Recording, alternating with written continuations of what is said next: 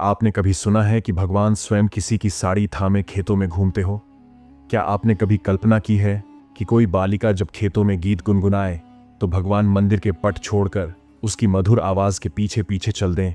ये सिर्फ कोई कल्पना नहीं, बल्कि भगवान जगन्नाथ जी की साक्षात लीला है, जो एक सरल, भोली मगर सच्ची भक्त बेला के लिए हुई थी। इस पवित्र कथा को जानने के लिए वीडियो के अंत तक बने रहे। उड़ीसा के पवित्र नगर पुरी, जहां स्वयं भगवान जगन्नाथ विराजमान हैं, वहीं एक अत्यंत ही साधारण किंतु शुद्ध हृदय वाली कन्या बेला अपने माता पिता के साथ रहती थी।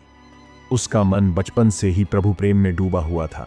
उसे संत जयदेव जी के द्वारा रचित दिव्य काव्य गीत गोविंदम अत्यंत प्रिय था।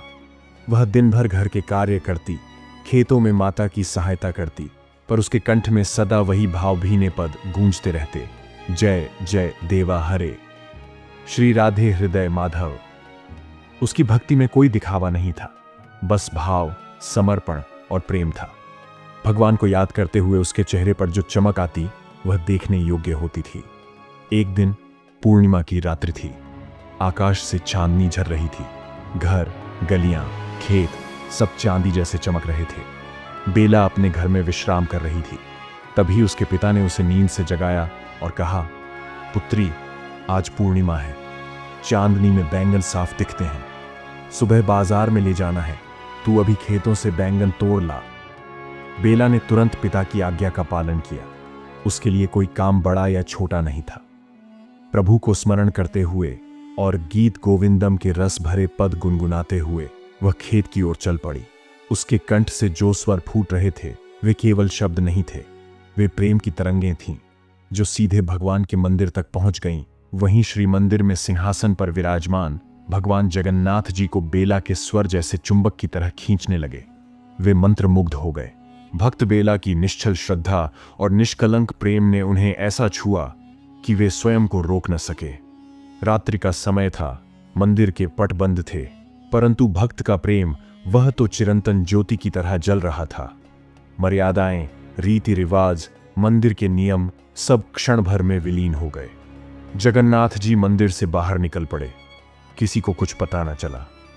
रात की गहराई में चांदनी के प्रकाश में वे धीरे धीरे चलते हुए खेतों की ओर बढ़ने लगे, जहां बेला अपने स्वर के माधुर्य से उन्हें पुकार रही।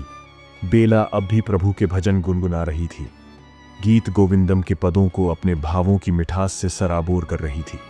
वो कभी झुकती, कभी उठती, बैंगन के पौधों के बीच घूमती, पर उसकी चेतना में केवल भगवान ही बसे थे। खेत कीचड़ से भरे हुए थे, हर जगह पानी, कांटे, झाड़ियां, पर बेला तो जैसे किसी और ही लोक में विचरण कर रही थी। उसे अपने तन या वस्त्रों की कोई चिंता नहीं थी, बस प्रभु के पद गाने थे। वही उसका कर्म था, वही उसका धर्म। वे बिना कोई आहट किए, बिना कोई संकेत दिए उसके ठीक पीछे थे। जब उन्होंने देखा कि बेला की साड़ी कीचड़ में घिसने लगी है, फटने वाली है, तब वे स्वयं आगे बढ़े और करुणा से उसकी साड़ी को पकड़ लिया, जैसे एक माता अपने बालक को कीचड़ में गिरने से रोकती है। अब प्रभु उसके पीछे पीछे साड़ी पकड़े चलते जा रहे थे, कदम से कदम मिलाकर। पर इस दौरान उन्हें अपने वस्त्रों की सुध न रही। उनका पीतांबर, जो सदैव उनकी दिव्य शोभा का प्रतीक रहा, झाड़ियों में उलझने लगा। कांटे उसे फाड़ते गए, मिट्टी उसे मैला करती गई, पर भगवान रुकने को तैयार न थे। प्रभु को केवल बेला के गीतों की मधुरता सुननी थी। वे भूल गए कि वे कौन हैं, कहाँ हैं, क्या धारण किए हैं। उन्हें तो बस प्रेम दिखाई दे रहा था। यह दृश्य अनोखा था, जहां भक्त अपने काम में मग्न थी और भगवान उसकी रक्षा करते हुए उसकी साड़ी पकड़े खेतों की मिट्टी में चलते जा रहे थे।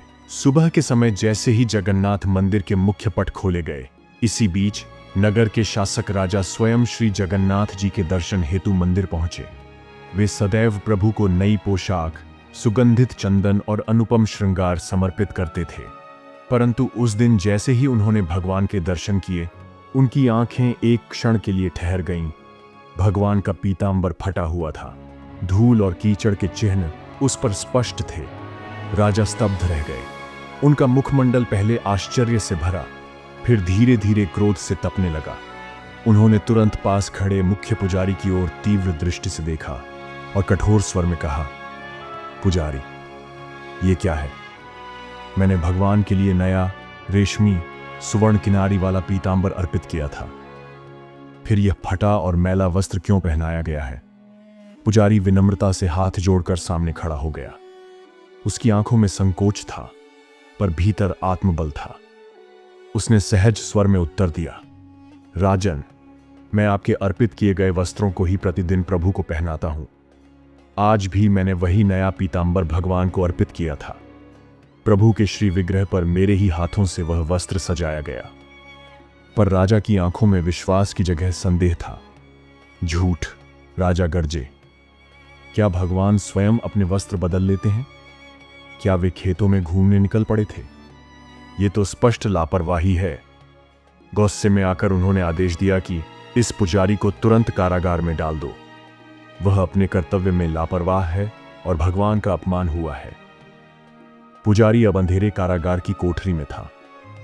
दीवारें सीलन से भीगी थीं, हवा भारी थी और वहां कोई भी सांत्वना देने वाला नहीं था। पर उसके पास था एक अटूट विश्वास। वह दीवार के सहारे बैठ गया, आंखें बंद कर ली और भर्राए स्वर में प्रभु से पुकार करने लगा, हे नाथ, आप तो अंतर्यामी हैं। आपने स्वयं वह पीतांबर धारण किया था जो मैंने आपको पहनाया था। अब मैं दोषी ठहरा हूं। प्रभु, आप ही सत्य के साक्षी हैं। यदि मेरा समर्पण सच्चा है तो आप ही मेरे न्याय का माध्यम बनिए। उसी रात राजा विश्राम शैया पर थे, परंतु हृदय व्याकुल था। मन में बार बार वही प्रश्न उठ रहा था, यदि पुजारी निर्दोष था तो फिर प्रभु का वस्त्र कैसे फट गया? उसी उथल पुथल के बीच राजा की आंखें अनायास मूंद गईं और वे एक दिव्य स्वप्न में प्रवेश कर गए। वहां अचानक एक तीव्र प्रकाश फैला और उसी प्रकाश में प्रकट हुए स्वयं भगवान श्री जगन्नाथ। प्रभु मुस्कुराते हुए बोले, राजन, वह पुजारी पूर्णतः निर्दोष है। उसने तुम्हारे द्वारा अर्पित वही नवीन पीतांबर मुझे पहनाया था, परंतु मेरा चित्त तो किसी और की ओर खींच गया था। प्रभु आगे बोले, मेरी एक नन्ही सी भक्त है बेला। वह पूर्णिमा की रात खेतों में बैंगन तोड़ रही थी और अपने सरल हृदय से गीत गोविंदम के मधुर पद गा रही थी। उसका भक्ति से भरा स्वर मेरे हृदय तक पहुंचा और मुझे बांध लिया। मैं स्वयं मंदिर से बाहर निकलकर उसके पीछे पीछे खेतों तक चला गया। वहां उसकी साड़ी कीचड़ में फटने को थी तो मैंने उसे थाम लिया। उसी समय मेरा पीतांबर झाड़ियों में फंसकर फट गया और उस पर मिट्टी लग गई। यदि तुम चाहो तो आज भी जाकर उस खेत में देख सकते हो। मेरा पीतांबर वहां की मिट्टी में पड़ा हुआ मिलेगा। स्वप्न समाप्त होते ही राजा की आंखें भोर से पहले ही खुल गईं। उनका हृदय तेजी से धड़क रहा था। वे एक पल भी नहीं रुके।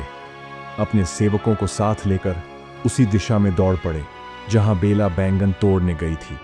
और जैसे ही वे उस खेत में पहुंचे, वही हुआ जो प्रभु ने कहा था। वहां झाड़ियों के पास मिट्टी में लिपटा हुआ प्रभु का पीतांबर पड़ा था, फटा हुआ, किनारियों से उलझा हुआ, परंतु दिव्य गंध से सुगंधित। वे वहीं भूमि पर गिर पड़े और बोले, प्रभु, आप वास्तव में भक्त वत्सल हैं। आपके लिए वैभव नहीं, प्रेम की महिमा सर्वोपरि है। और मैं अपनी अहंता में अंधा हो गया था। उस पुजारी को कष्ट दिया जिसने तन मन से आपकी सेवा की। राजा तुरंत मंदिर लौटे। कारागार में बंद पुजारी को सम्मान सहित बाहर लाया गया। राजा ने स्वयं उनके चरणों में सिर झुका दिया और कहा, मुझे क्षमा करें, मैंने न्याय की अपेक्षा अपने संदेह को महत्व दिया। जैसे ही यह कथा नगर में फैली, लोग हैरान भी हुए और अभिभूत भी। हर कोई यही कह रहा था, एक लड़की के गीतों ने भगवान को खेतों तक खींच लिया। क्या सच में भगवान ने उसकी साड़ी थामी? बेला, जो अब तक केवल एक साधारण कन्या मानी जाती थी, अब सबकी दृष्टि में ईश्वरीय कृपा की पात्र बन गई। हर कोई बेला को देखने, उसके दर्शन करने और अपने मन की बात जानने के लिए उसकी कुटिया की ओर उमड़ पड़ा। जिसे प्रभु ने खेतों में खोजा, उसकी भक्ति में कुछ तो विशेष होगा। यही भाव लेकर लोग दिन रात उसके पास आने लगे। लेकिन यह चर्चा और भीड़, जो आम लोगों के लिए सम्मान का विषय हो सकती थी, बेला के लिए बाधा बन गई। उसका सरल मन अब इस बाहरी आकर्षण और दिखावे से व्याकुल रहने लगा।